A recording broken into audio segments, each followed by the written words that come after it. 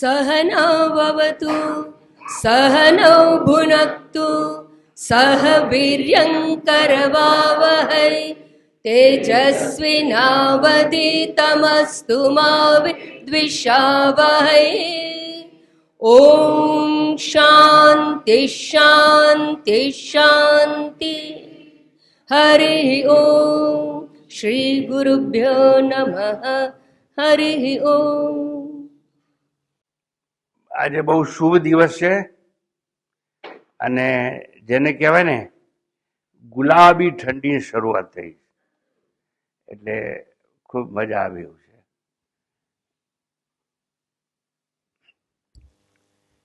આપણે વાત કરતા હતા નવા મંત્ર ઉપરની. ગયા વખતનો અધૂરો રહ્યો તો તે અને એની સાથે જોડાયેલો છે તે. મેં કહ્યું કોઈ ધીરુભાઈ છે? ધીરેન્દ્ર એવું નામ છે? નથી. સરસ. કારણ કે મારે આજે એમની ઓળખાણ કરાવવાની, જેનું નામ ધીરુભાઈ હોય કે ધીરેન્દ્ર હોય તે. શ્લોક બોલાવીશું પહેલા, આ પુનરાવર્તન કરજો, ત્યારબાદ ચર્ચા વિચારણા આગળ ચાલશે. આજે થોડીક ધીરજ રાખજો અને કાન સળવા રાખજો. મારો અવાજ તમારા સુધી ન પહોંચે એવું પણ બને, પણ અહીંથી આ લોકો એડજસ્ટ કરશે. તો 10 તારીખ, અધ્યાય 2, વલ્લી 3, મંત્ર 6 અને પછી 7. ઇન્દ્રિયાણામ પૃથક ભાવમ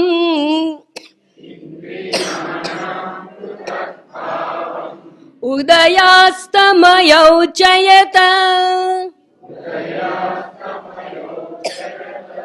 પૃથગુદ્બધ્યમાનાનાં મત્વા ધીરો ન શોચતિ.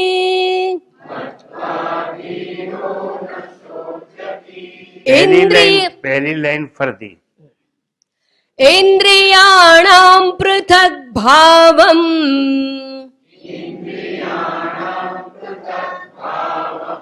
ઉદયાસ્તમયૌ ચયત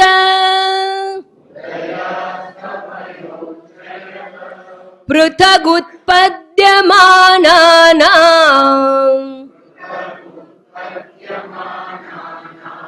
મત્વા ધીરો ન શોચતિ.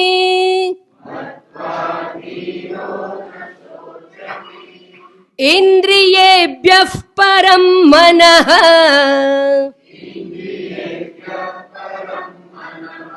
મનસઃ સત્વમુત્તમં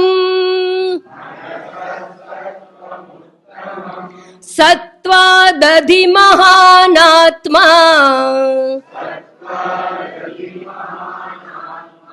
મહતો વ્યક્તમુત્તમં.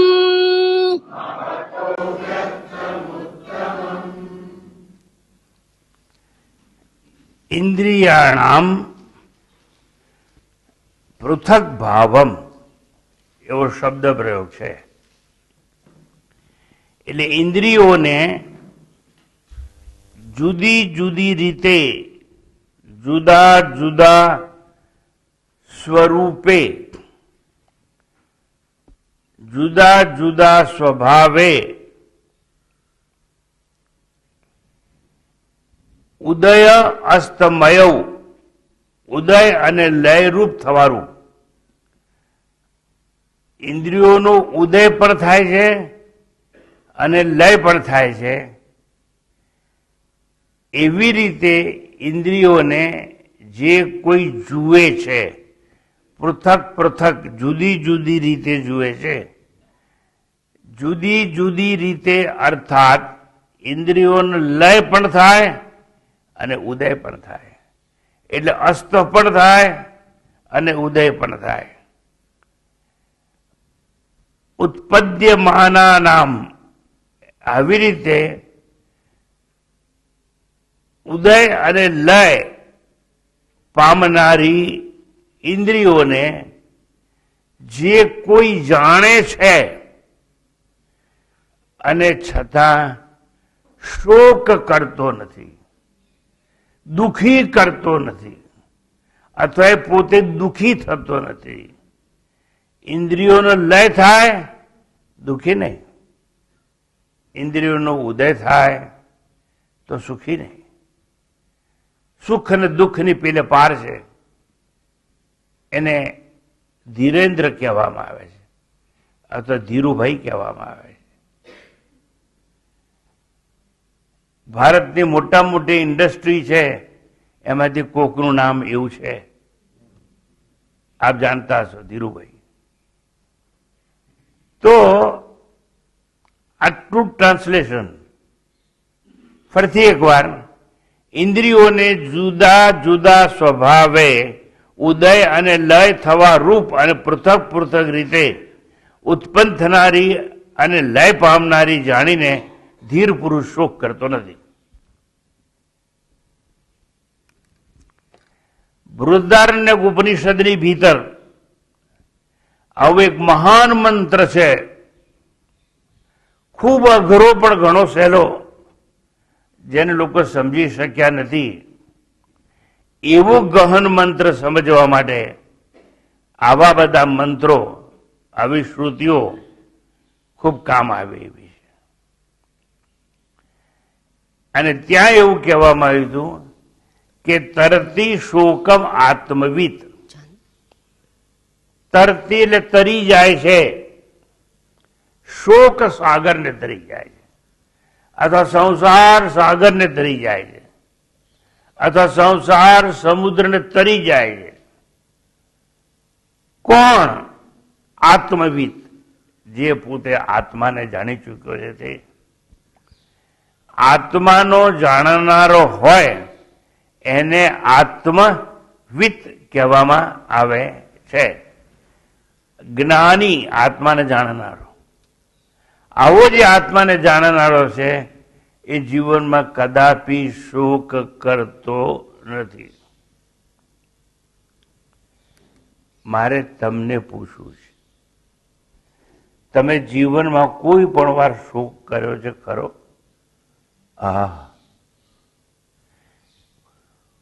હું છે ને આ બધા જોડે સારો સંબંધ રાખું છું, હું બધા જોડે સારી રીતે બોલું છું, આ બધા જોડે હું કટુતાથી વાત કરતો નથી, બને ત્યાં સુધી આ બધાની હું સેવા કરું છું, અને તોય આ લોકો મારી નિંદા કરે.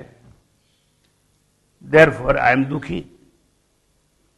આવું ઘણી વાર લાગે.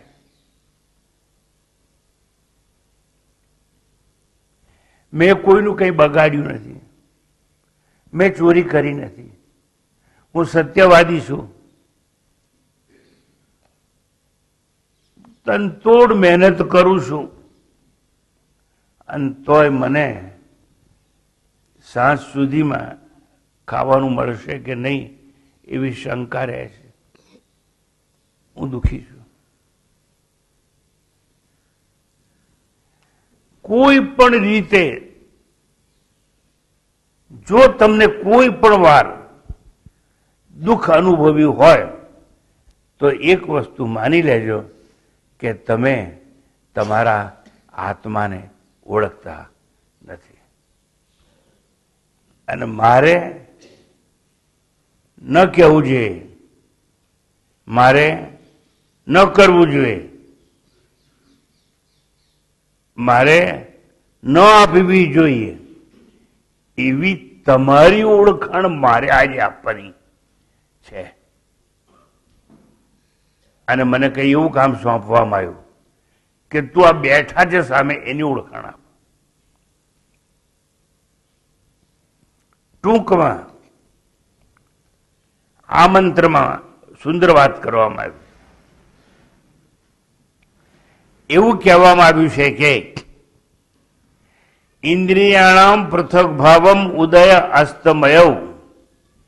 ઇન્દ્રિયોનો જુદો જુદો સ્વભાવ ઉદય અને અસ્ત, ઉદય અને લય થવારૂપ જે પૃથક પૃથક રીતે ઉત્પન્ન થનારી છે એને જે જાણી જાય છે એને ધીર પુરુષ કહેવામાં આવે છે, ધૈર્યવાન કહેવામાં આવે છે. ધૈર્યવાન એટલે કેવો? શાસ્ત્રની ભાષામાં કહું તો તિતિક્ષાવાન. સહનમ સર્વ દુઃખાનામ અપ્રતિકાર પૂર્વકમ ચિંતા વિલાપ રહિતમ સા તિતિક્ષા નિગદ્યતે. ગમે દુઃખ આવી પડે ને એને સહન કરે. સહનની આવડત હોય તો મુસીબતમાં એ રાહત છે. હૃદય જો ભોગવી જાણે તો દુઃખ એ પણ એક દોલત છે. તમને શું ખબર? મેં અનુભવ્યું છે, માટે મેં દુઃખનો અનુભવ્યો. પણ જે દુઃખ મેં અનુભવ્યું ને એનાથી મને દોલત મળી. હું નહીં હોઉં, મારી દોલત જીવતી રહેશે. અને હું કાયમ કહું છું, my books will speak about me. અહીં સામે એક રૂમ છે, ત્યાં બધા પુસ્તકો મૂક્યા છે. દુઃખી થયો, આઘાત લાગ્યો, પણ એમાંથી સર્જન થયું ઉત્તમ, અને મને દોલત મળી ગઈ. પણ જો આઘાત ન લાગ્યો, દુઃખ સહન કરવું ન પડ્યું હોત તો આ દોલત મને મળે જ નહીં. એટલે દુઃખને જે દોલત સમજે છે ને એ કદાપી દુઃખી થતો નથી. અને યાદ રાખવાનું, ગાલ ભીના કરવા હોય તો આંસુની જરૂર પડતી હોય છે. વગર આંસુએ ગાલ ભીના થતા નથી. આ ઇન્દ્રિયો ની વાત છે. 5 ઇન્દ્રિયો: આંખ, કાન, નાક, ત્વચા અને જીહ્વા. ઈશ્વરે આપણે 5 ઇન્દ્રિયો આપી છે. આ ઇન્દ્રિયોની વાત કરીએ અને તમને સમજાય એવી રીતે મૂકું. પેલા ફ્રી ટ્રાન્સલેશન કહી દઉં. શબ્દાદી વિષયોના પૃથક પૃથક અનુભવે ભિન્ન ભિન્ન કાર્ય માટે ભિન્ન ભિન્ન રીતે ઉત્પન્ન થયેલ ઇન્દ્રિયો આત્માની અપેક્ષાએ જે વિલક્ષણતા ધરાવે છે, જેમ કે જાગ્રતમાં ઉદય પામી કાર્યરત રહી સુષુપ્તિમાં તેના કારણમાં જ લય પામે છે, તેવો તેમનો સ્વભાવ જાણીને કોઈ ધીર પુરુષ શોક કરતો નથી.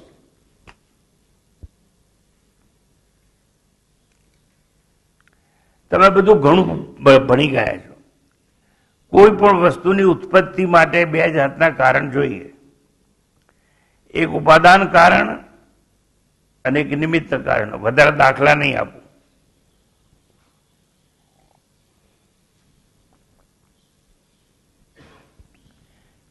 દાગીના બનાવવા માટે સોનું જોઈએ.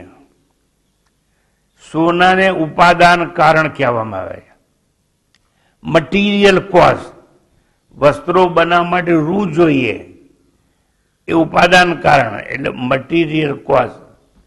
ઘડો, ઈંટ, કોડિયા, નળિયા બનાવવા માટે માટી જોઈએ, એ માટી એ મટીરિયલ કોસ્ટ કહેવામાં આવે, ઉપાદાન કારણ. પણ એકલા ઉપાદાન કારણથી કોઈ વસ્તુનું સર્જન થાય નહીં. ઉપાદાન કારણ તો હું તમને આપું, પણ નિમિત્ત કારણ તમારી પાસે ના હોય તો તમે કોઈ પણ વસ્તુનું સર્જન કરી શકો નહીં. નિમિત્ત કારણ એટલે જ્ઞાન. હું તમને માટી આપું અને કહું કોડિયું બનાવી આપો, એટલે તમે મને એમ જ કહેશો. ભલે દિવાળી આવી ગઈ, તમે તો મારા પર ઉપકાર કરો છો, માટી આપો છો, અને કોડિયા બનાવું અને વેચું, મને પૈસા મળે. પણ મને કોડિયા બનાવવાનું જ્ઞાન નથી. મટીરિયલ મેં આપ્યું પણ જ્ઞાન નથી તો વસ્તુની ઉત્પત્તિ થાય નહીં. હું સોનું આપું પણ તમે એમ કહેશો હું સોની નથી, હું કુંભાર છું, માટી આપો કોળિયું બનાવેલું. સોનું આપશો તો હું બંગડી બનાવીને આપી શકું નહીં. કેમ કે મારી પાસે જ્ઞાન નથી. આટલું સમજાય છે? હા કે ના?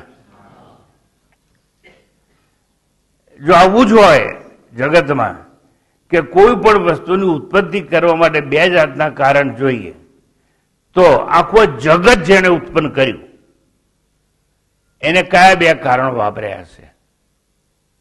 ઝાડ બનાવ્યા, જંગલ બનાવ્યું, દરિયો બનાવ્યો, નદીઓ બનાવી, સિતારા બનાવ્યા, ચંદ્ર બનાવ્યો, ભૂચર, ખેચર, જળચર, પશુઓ બનાવ્યા, પંખીઓ બનાવ્યા. આ બધું જ બનાવવા માટે, સાંભળજો બરાબર,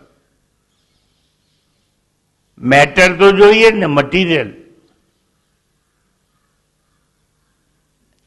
પેલું તો પૃથ્વી પાસેથી માટી મળી, પૃથ્વી પાસેથી લોખંડ મળ્યું, પૃથ્વી પાસેથી લાકડું મળ્યું, પૃથ્વી પાસેથી સોનું મળ્યું, એટલે બધું બન્યું.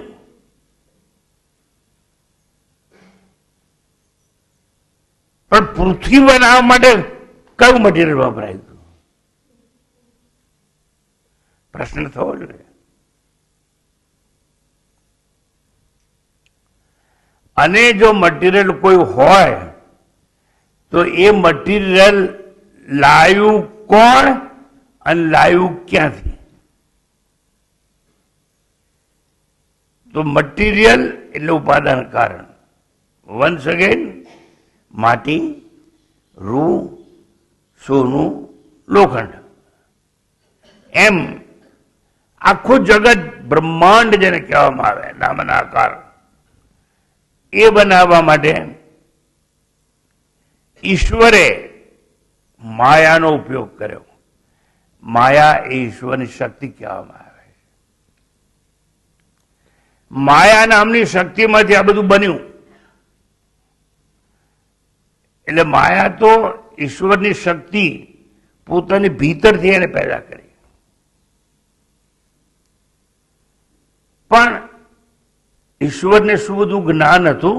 હા, એટલે એને સર્વજ્ઞ કહેવામાં આવે. પૃથ્વી ક્યાં મૂકવી, ચંદ્ર ક્યાં મૂકવો, સૂર્ય ક્યાં મૂકવો, સિતારા ક્યાં મૂકવા, આકાશની રચના કેવી રીતે કરવી, વાદળો કેવી રીતે ગરજતા કરવા, વીજળી કેમ ચમકાવી, પંખીને પાંખ કેમ આપવી, અને 4 પગવાળા પશુને 4 પગ દોડવા કેમ આપવા, એ બધું જ એને ખબર. એટલે એને સર્વજ્ઞ કહેવામાં આવે છે. ઓલ માઇટી એટલે સર્વશક્તિમાન, અને ઓલ નોઅર એટલે જેને સર્વજ્ઞ કહેવામાં આવે.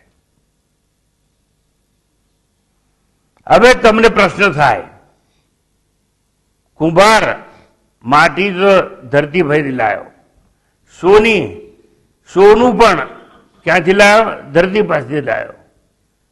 ફર્નિચર બનાવવા લાકડું જોઈએ તો જંગલ જોઈએ, તો જંગલ ઉગે ક્યાં? ધરતીમાં. તો ધરતી પાસેથી જ લાકડું મળ્યું. ઈશ્વરે જે મટીરિયલ વાપર્યું એ મટીરિયલનું નામ માયા. પણ લાયો ક્યાંથી? તો કે માયા શક્તિ પોતાની ભીતરથી. અરે એવું હોતું હશે? દાખલો તો આપો. આપો આપો આપો સાહેબ, મને ગભરાવશો નહીં, આપું. કરોડિયો પોતાનું ઝાડુ બનાવે. ઝાડુ બનાવવા માટેનું મેટર કે મટીરિયલ ક્યાંથી લાવે? 5 કુએથી. અહીં 5 બજાર કેવું કઈ નામ છે ને, 5 બત્તી. નહીં, 5 બત્તી ના આવે. શક્તિનાથ તો મળે ના મળે. ક્યાં મળે? ક્યાં? કરોડિયો ક્યાં ગયો હતો? કઈ દુકાનમાં કે મારે ઝાડુ બનાવવું છે, પેલા તાર બનાવવાનું મટીરિયલ આપો. તો કે તારે ઘેર જા. બહુ મૂંઝવણ થઈ એને. પછી એને પોતાની ભીતરથી પોતાની લાળ કાઢી અને આમ લાળ કાઢી અને ચપકારી અને આમ ઉતર્યો, એટલે એક તાર બની ગયો. પછી એ તારમાંથી આમ જઈ ઉઠેર ઉપર જઈ અને કૂદકો મારીને વાંકો વળી ગયો. પછી ત્યાં ચોંટાડ્યું લાળ, પછી આમ, પછી આમ, પછી આમ. જેમ કરોડિયાએ મટીરિયલ મેટર પોતાની ભીતરથી કાઢી ઝાડુ બનાવ્યું. અને જ્ઞાન તો હતું જ ને. શેનું જ્ઞાન? મચ્છર કેવી રીતે ફસાય, માખી કેમ ફસાય, પતંગિયું કેમ ફસાય અને હું ખાઈ જાઉં, એવી ડિઝાઇન બને. એટલે આ માયા છે એને મટીરિયલ એન્ડ એફિશિયન્ટ બંને કોઝ કહેવામાં આવે. માયા શક્તિ ઉપાદાન કારણ પણ છે અને નિમિત્ત કારણ પણ છે. એને આ બધું બનાવ્યું. હવે સમજો, એને જ જો આ બધું બનાવ્યું હોય તો એને એવું બનાવ્યું. કોણ ઊંઘે જ તમારા પછી? શરમ વગર હાથ ઊંચો કરો તો કોઈ ઊંઘે છે? ના. સરસ. તમે જ્યારે ઊંઘી જાઓ છો ત્યારે તમારી આંખ કામ કરે છે કે નહીં? હા કે ના? બોલો ના. ઊંઘમાં આંખ જોતી નથી, ઊંઘમાં કાન સાંભળતા નથી, ઊંઘમાં જીભ સ્વાદ લેતી નથી. ઇન શોર્ટ, પાંચે પાંચ ઇન્દ્રિયો they are at rest.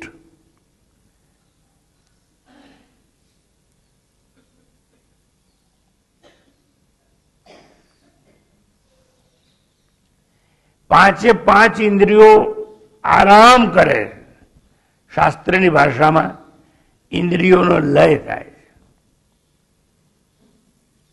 એટલે અસ્ત થાય. પણ જેનો અસ્ત થાય એનો પાછો ઉદય થાય.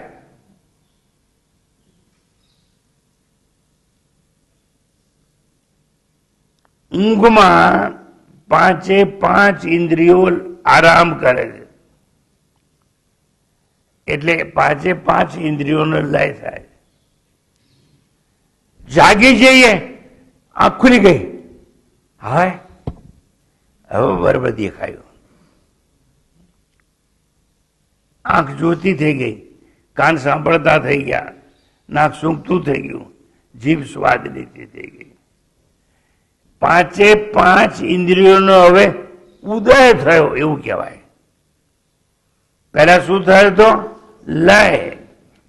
પછી શું થયું? ઉદય. ઉદય એટલે ઇન્દ્રિયો કાર્યાન્વિત થતી ગઈ. આંખે, મને માફ કરજો જરા બોલવા મને તકલીફ છે એટલે.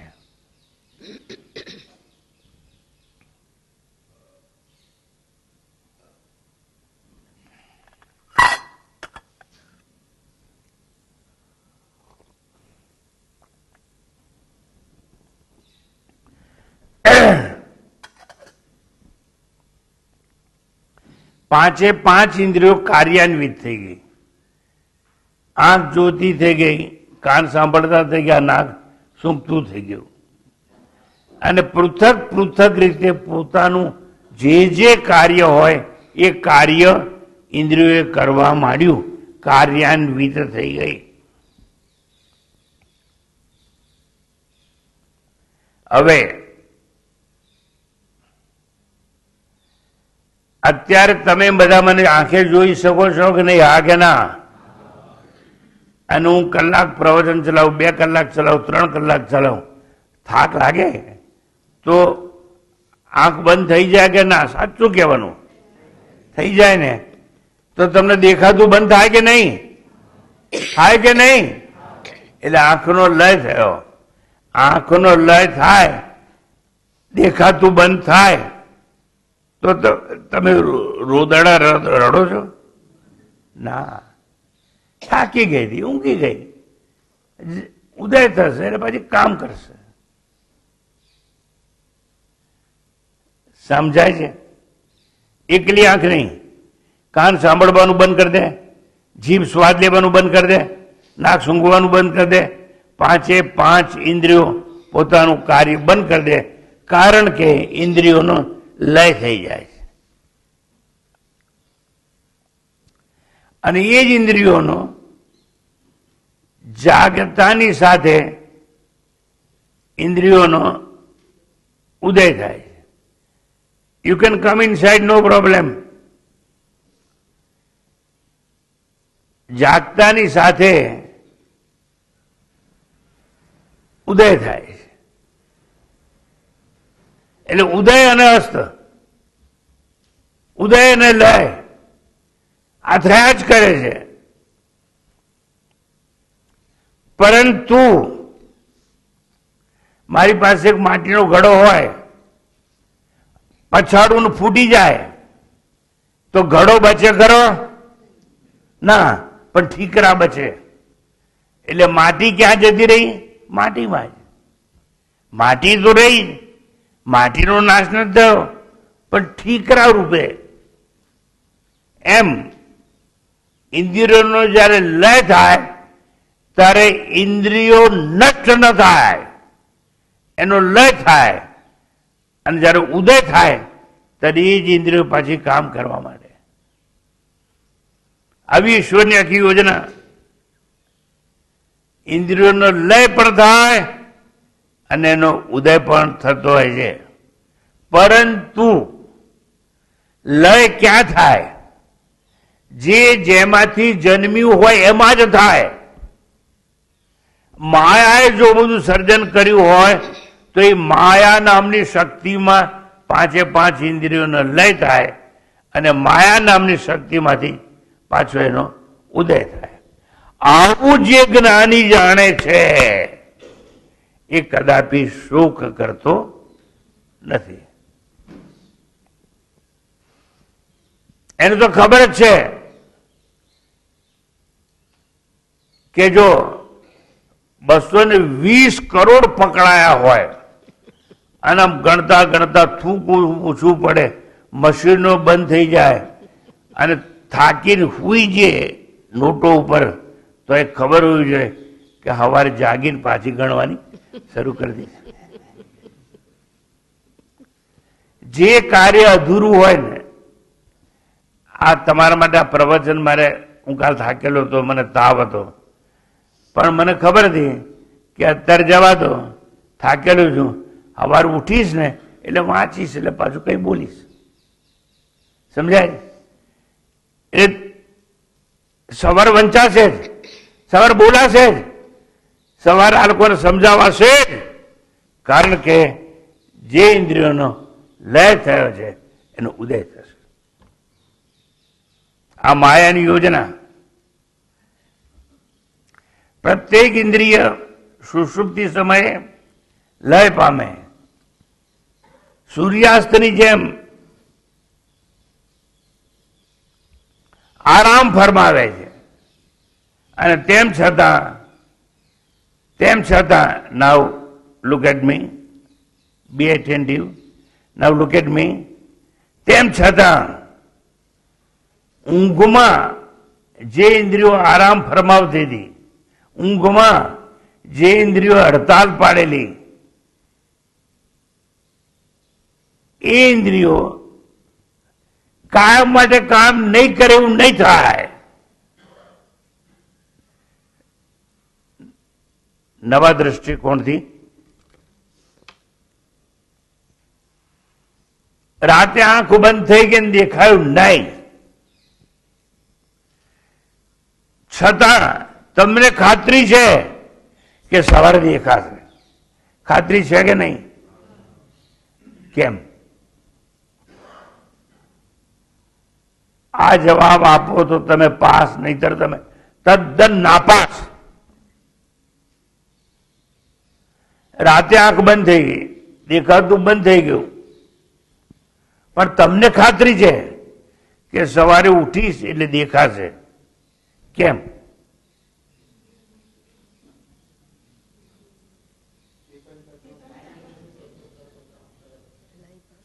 ત્યાં કોક છે જે જાગે છે. ઇન્દ્રિયનો લય થયો, આત્માનો લય થયો નથી. દેખાતું નથી એવું કોણે કહ્યું? જે જાગતો હોય તે કે. મને સંભળાતું નથી એવું કોણે જાણ્યું? જે ઊંઘમાં જાગતો હોય એને જાણ્યું.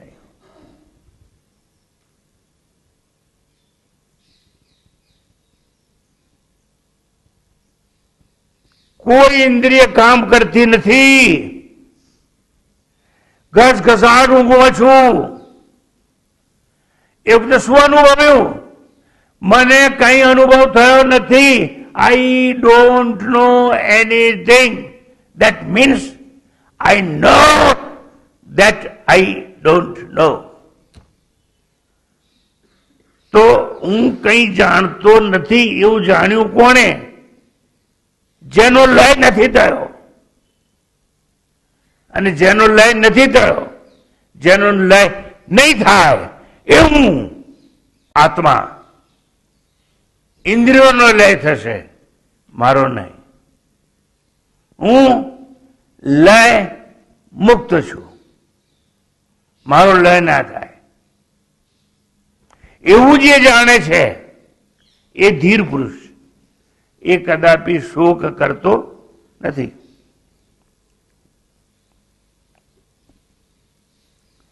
આત્મા જાગે છે એટલું જ નહીં, જાગે છે એટલું જ નહીં, આત્મા જાણે છે એ મહત્વનું. એટલે એને સત્યમ જ્ઞાનમ એવું કહ્યું. સત્યમ જ્ઞાનમ અનંતમ બ્રહ્મ. આત્મા જાગે છે, જાણે છે કે ઇન્દ્રિયો લય પામી ગઈ છે અને એ ઇન્દ્રિયો પાછી ઉદય પામશે અને કાર્યાન્વિત થશે. જો એને ખાતરી થઈ જાય કે રાતે ઊંઘી ગયા એટલે ગયા અને સવારે લોકો ઉપાડી અને મસાણ લઈ જશે, રામ બોલો ભાઈ રામ, રામ બોલો ભાઈ રામ, તો સુખી થાય? ના થાય. દુઃખી જ રહે ને, પણ સુખી છે. તમારો અઘરામાં ગુરુ કામ રાતના બંધ કરીને સુઈ જાઓ, પણ તમને ખબર છે અધૂરું કામ સવારે કરી લઈશ. જ્ઞાની એ છે કે બધી જ વસ્તુનો લય થાય, ઇવન પ્રલય થાય સૃષ્ટિનો, તો એને ખબર છે કે ઉત્પત્તિ થવાની છે. એટલે એ શોક કરતો નથી. તરતી શોકમ આત્મવિદ એનો વિસ્તાર છે આ મંત્રની અંદર. અહીંયા સ્પષ્ટ થાય છે કે ઇન્દ્રિયો લય પામી છે, તેથી સ્પષ્ટ થાય છે કે આત્મા લય પામતો નથી, જાગે છે. આમ જે જાગૃતિ અને સુષુપ્તિ બંનેમાં જાગે છે તેને ધીર પુરુષ કહેવામાં આવે છે. અને ધીર પુરુષ એટલા માટે કહેવામાં આવે છે કે આત્મા વન્સ અગેન, આત્મા વન્સ અગેન અલય સાક્ષી છે. ઇન્દ્રિયો લયવાળી છે, આત્મા અલય સાક્ષી છે. હમણાં થોડા વખત પહેલા એક માં એના બાળકને લઈને આવી હતી. સ્વામીજી નામ પાડો, એટલે મેં એનું નામ અલય પાડ્યું. બહુ ભણેલો ગણ્યો, અત્યારે જર્મનીમાં છે છોકરો, એન્જિનિયર છે. એનું નામ અલય મેં પાડ્યું. એની માને તત્વાર્થ ખબર હશે કે નહીં ખબર નહીં, મને ખબર હતી. મેં અલય નામ એટલા માટે આપ્યું કે દુનિયામાં ગમે ત્યાં જઈશ ને તું શોક નહીં કરે. જા. ટૂંકમાં અલય સાક્ષી એટલે આત્મા, અને એ અલય સાક્ષી હું છું એવું જ્ઞાન જેને થાય એ કદાપી શોક કરતો નથી. મત્વા ધીરો ન શોચતી. એવું મંત્રમાં આવ્યું. સુષુપ્તિમાં હું કંઈ જાણતો નથી તેવું કહેનાર જ્ઞાની ધીર છે, માટે જાગે છે, અલય છે. ન જાણવું એ જ જાણવા બરાબર છે. મેં એક દાખલો આપ્યો, તમને સમજાયો કે નહીં? અત્યારે મને એકતા આવશે. મેં શું કહ્યું? હું અસ્વસ્થ નથી. એટલે શું કહ્યું મેં? હું જાણું છું કે હું અસ્વસ્થ નથી અને જાણનારો છું એટલે હું સ્વસ્થ છું, નહીતર તો બોલી જ ના શકું. એટલે જુઓ, સુષુપ્તિમાં બધી જ ઇન્દ્રિયો લય પામી ગઈ છે, આરામ કરે છે, અને એટલા માટે આપણું સ્ટેટમેન્ટ છે હું કંઈ જાણતો નથી. પણ હું કંઈ નથી જાણતો એવું જાણવા માટે ત્યાં કોઈ હાજર જોઈએ, અને એ આત્મા છે. એટલે આત્માને અવસ્થાત્રય સાક્ષી કહેવામાં આવે છે. જાગ્રતમાં પણ સાક્ષી, સ્વપ્નમાં પણ સાક્ષી, સુષુપ્તિમાં પણ એ સાક્ષી છે. પ્રાતઃકાળે ઇન્દ્રિયોનો તો ઉદય થવાનો, પ્રાતઃકાળે ઇન્દ્રિયો તો જાગવાની, કાર્યાન્વિત થવાની. સુષુપ્તિમાં લય પામવું એ જાણવું, સુષુપ્તિમાં લય પામવું એ જાણવું, અને એ સુષુપ્તિમાં લય પામેલી ઇન્દ્રિયો પાછી ઉદિત થશે એવું જાણનાર છે એ કદાપી શોક કરતો નથી, કારણ કે એને અવસ્થા ત્રય સાક્ષી કહેવામાં આવે છે. આવો જો કોઈ હોય કે હું જાગ્રતમાં છું, સ્વપ્નમાં છું, સુષુપ્તિમાં છું, એને જીવનમાં તત્ર કો મોહ ક શોક એકત્વમ અનુપશ્યત, ત્રણેય અવસ્થાનો એક સાક્ષી છે એવું જ્ઞાની કદાપી શોક કરતો નથી. I can give one more example to facilitate your knowledge. સમજો બરાબર. તમે હિન્દુ છો, તમે થિયરી ઓફ રીઇન્કાર્નેશન એટલે પુનર્જન્મમાં માનો છો કે નહીં? આ કે ના? જો તમે પુનર્જન્મમાં માનતા હો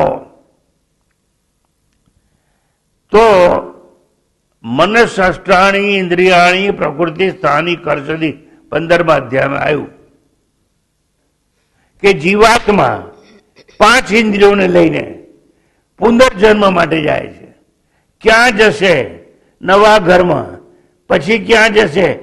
નવી માના ગર્ભમાં. શેના માટે? સંક્રમણ કરવા. ગર્ભને પકડશે સંક્રમણ, પેલા સ્થૂળ શરીરને છોડશે એટલે ઉત્ક્રમણ. જો આ સિદ્ધાંત માનતા હોય તો શરીર, સ્થૂળ શરીરને મરી જાય, ડાઘો ઉચકીને સ્મશાને લઈ જાય એ પહેલા મન 5 ઇન્દ્રિયો લઈ જતું રહે.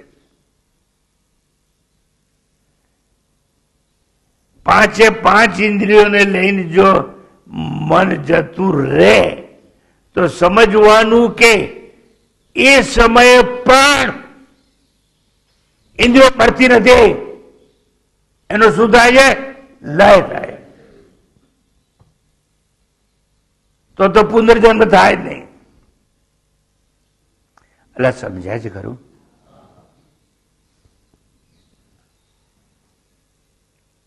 આવા અનેક દાખલા આપી શકું, મારી પાસે સમય વધુ હોય તો.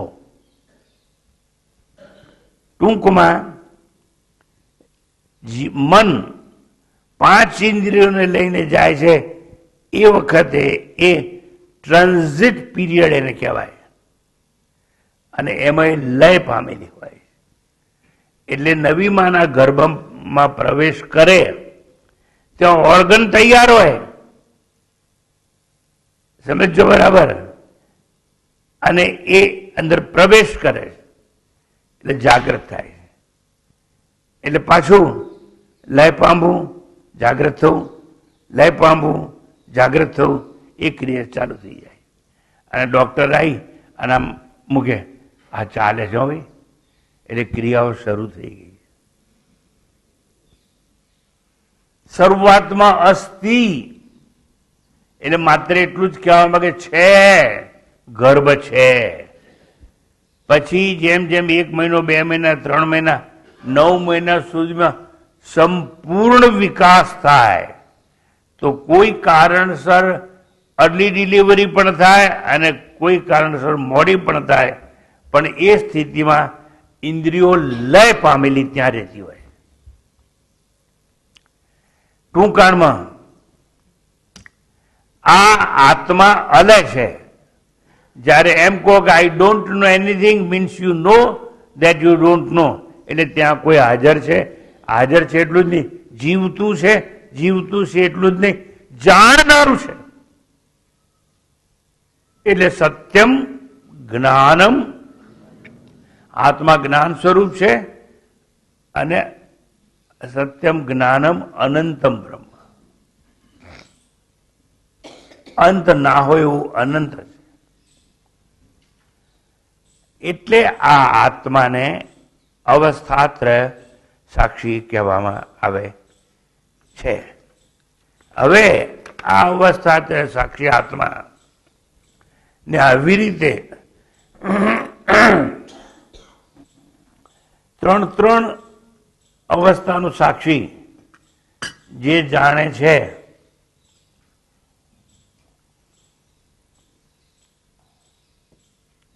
એ કોઈ દિવસ દુઃખી થતો નથી, શોક પામતો નથી. એના માટે શબ્દ પ્રયોગ છે ધીરો મત્વા ન શોચતી.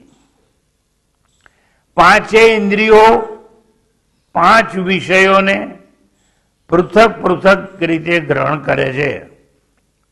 નાઉ લુક એટ મી.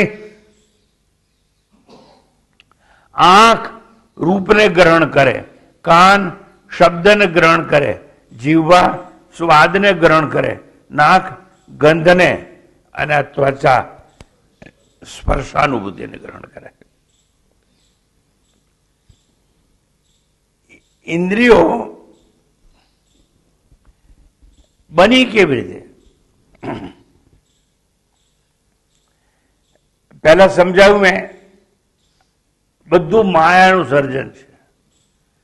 પણ માયા કેવી છે? ત્રિગુણાત્મિકા, 3 ગુણવાળી, સત્વ, રજસ અને તમસ. માયાના 3 ગુણ છે.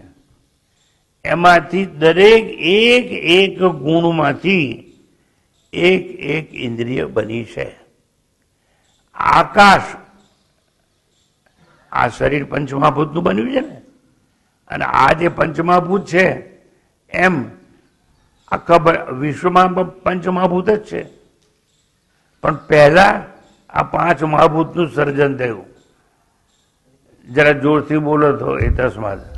એતસ્માદાત્મન આકાશ સંભૂતઃ.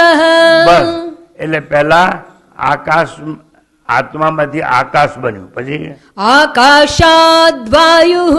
બસ, પછી આકાશમાંથી વાયુ બન્યો, પછી વાયોરગ્નિઃ. પછી અગ્નિ બન્યો, પછી અગ્નેરાપઃ. અગ્નિમાંથી આકાશ બન્યું, પાણી. આ પાણી બન્યું. અદ્ભ્ય પૃથિવી. અને પાણીમાંથી પૃથ્વી, એટલે સમુદ્ર વધારે છે અને પૃથ્વી ઓછી છે. પૃથિવ્યામ ઔષધયઃ. એ પૃથ્વીમાંથી ઘઉં, ચોખા, અનાજ, આ અન્ન બન્યું. ઔષધિભ્યો અન્નમ. એ અન્ન પુરુષોએ ખાધું. અન્નાત પુરુષઃ. અને અન્ન ખાધું એમાંથી વીર્ય બન્યું, અને વીર્ય દ્વારા પ્રજોત્પત્તિ થઈ, એમ આખી સૃષ્ટિનું સર્જન થયું. હવે આગળ વાત ચાલે. મેં સમજાયું, પંચમહાભૂતનો જન્મ થયો, અને એ પંચમહાભૂતમાં જે શરીર પણ બન્યું છે અને બ્રહ્માંડ પણ બન્યું છે. હવે દરેક મહાભૂત એટલે 5 વાયુ, આકાશ, પૃથ્વી, જળ એના 3 ગુણ હોય. એમાં આકાશના સત્વ ગુણમાંથી, સાંભળજો બરોબર, આકાશના સત્વ ગુણમાંથી શ્રોત્રિય ઇન્દ્રિય બની છે. શું બન્યા છે? આકાશના સત્વ ગુણમાંથી શું બન્યું? શ્રોત્રેન્દ્રિય. બોલો. એટલે કાન બન્યા કે નહીં? કાન શેના માટે બન્યા છે? એરિંગ પહેરવા. ઉતારી જાય. હીરાની બુટી પહેરવા બનાય. તો ભગવાને જ કાણા કરીને મોકલ્યા તમને ઘરે. નાક કેમ બનાવ્યું? ચૂની પહેરવા. હવે સાંભળજો, હવે સાંભળજો. 2 મિનિટ.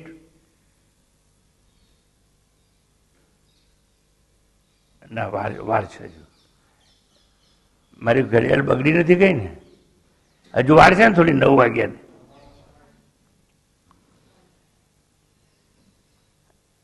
હું બોલું છું, સંભળાય છે બરોબર? એટલે જોરથી કોને હા કે ના? હું બોલું છું, મારે વાણી છે એટલે સંભળાય છે કે તમારે કાન છે એટલે સંભળાય છે? તમારે કાન છે એટલે સંભળાય છે. સાચી વાત ને? તો મતદાન તો કાન હોય છે.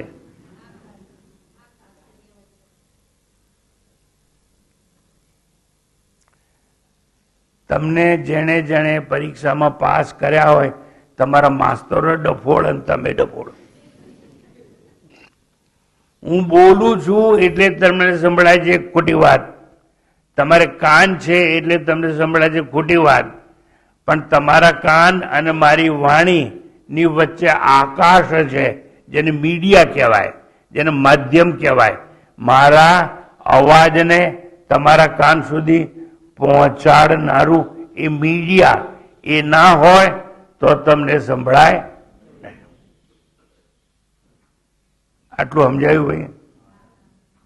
આપણે સ્કૂલમાં ભણતા ત્યારે એક પ્રયોગ કરતા હતા ને, એ કાચનો જાર હોય, પેલી ઇલેક્ટ્રિક ઘંટડી મૂકી હોય, બરોબર, અને એમાં શૂન્યાવકાશ હોય, ખેંચી લેવામાં આવે, પછી ઘંટડી દબાવો ને અવાજ બહાર ના આવે. આગળ, આકાશના સત્વ ગુણથી શ્રોતેન્દ્રિય, એમ વાયુના સત્વ ગુણથી ત્વચા, એમ અગ્નિના સત્વગુણથી ચક્ષુ, એમ જળના સત્વગુણથી રસના, પૃથ્વીના સત્વગુણથી ગ્રહણેન્દ્રિય જન્મે છે. આમ દરેક ઇન્દ્રિય પૃથક પૃથક કારણે ભિન્ન ભિન્ન કાર્ય માટે ઉત્પન્ન થાય છે.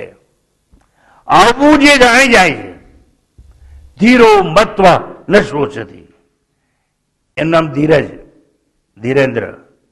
આવું જેને ખબર પડી જાય ને, એ કોઈ દિવસ જીવનમાં શોક કરતો નથી.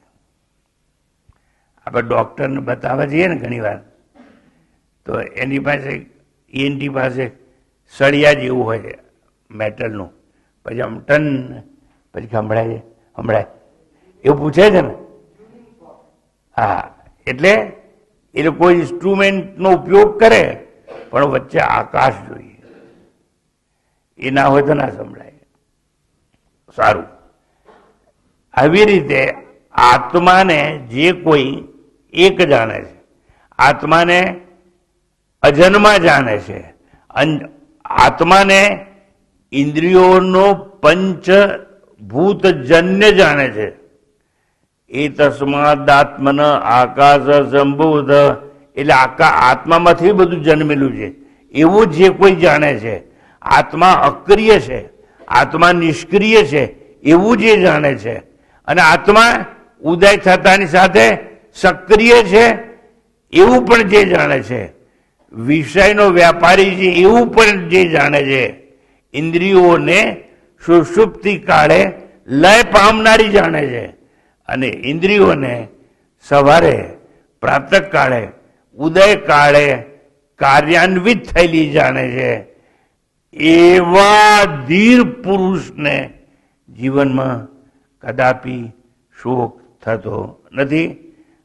અને આત્માને ઉદય, સાંભળજો, આ બધાને ઉદય અને અસ્ત પામનારી જાણે ઇન્દ્રિયોને, અને આત્માને ઉદય શૂન્ય, આત્માને લય શૂન્ય જાણે છે. એવો જ્ઞાની ધીર પુરુષ કહેવાય છે. અને ધીર પુરુષ કદાપી શોક કરતો નથી. એ અવસ્થા ત્રય સાક્ષી કહેવામાં આવે છે. આ વિષયમાં મંત્ર આગળનો જે છે એમાં સુંદર વ્યાખ્યા આપવામાં આવી છે, પણ સમયના અભાવે એ આગલી વખતે સાંકળી લઈશું. અત્યારે એટલું જ સમજો, તમે સ્ત્રી હો કે પુરુષ હો, તમે ધીર છો. તમારું નામ આજથી ધીરેન્દ્ર કહેવાય. જો તમે એવું જાણી જાઓ કે આત્મામાં ઉદય પણ નથી ને આત્મામાં અસ્ત પણ નથી, જો તમે એવું જાણી જાઓ ઇન્દ્રિયોમાં અસ્ત પણ છે અને લય પણ છે, તો તમે જીવનમાં કદાપી કોઈ પ્રકારનો શોક કરશો નહીં અને અશોક બની જશો. તો આટલી સમજ સાથે અહીં અધૂરું રાખીએ. શાંતિ પાઠ કરીશું અને ત્યારબાદ બીજો મંત્ર છે એના પર ફરી જ્યારે મળીશું ત્યારે વાત કરીશું. શાંતિ પાઠ બાદ એક વાત કરવી છે એ હું કરીશ, પછી આપ જઈ શકો.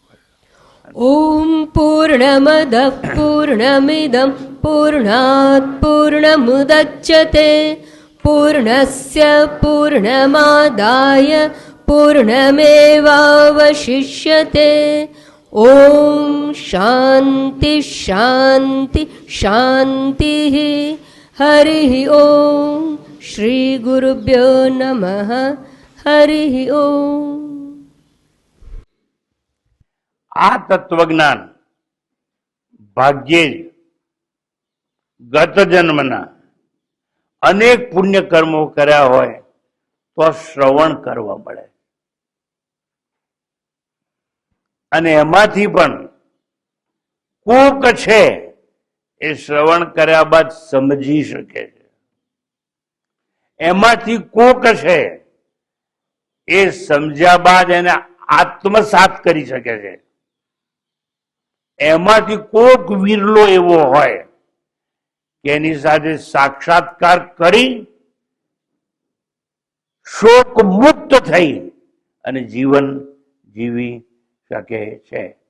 આપ સૌને ખુશ કરવા નહીં, વારંવાર કહીશ, સત્ય લાગશે, કહેતો રહીશ. અનેક જન્મોના પુણ્ય હશે.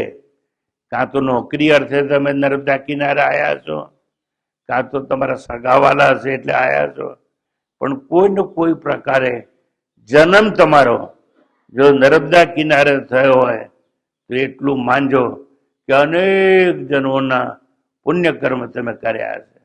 નહીં તો કેરલા એટલે કારડીથી આદિ શંકરાચાર્ય ચાલતા ચાલતા નર્મદા કિનારે ન આવ્યા હોત અને એને આત્મ સાક્ષાત્કાર ગોવિંદપાદ ગુરુ દ્વારા નર્મદા કિનારે. ફરીથી એકવાર જ્ઞાન માટે નર્મદાનો કિનારો જોઈએ, અને છેલ્લે શરીર છોડવું હોય, મરવું હોય તો ગંગા કિનારો જોઈએ. બધા એવું કહે છે કે ત્યાં છેલ્લે શરીર છૂટે તો સારું. એમ ટૂંકમાં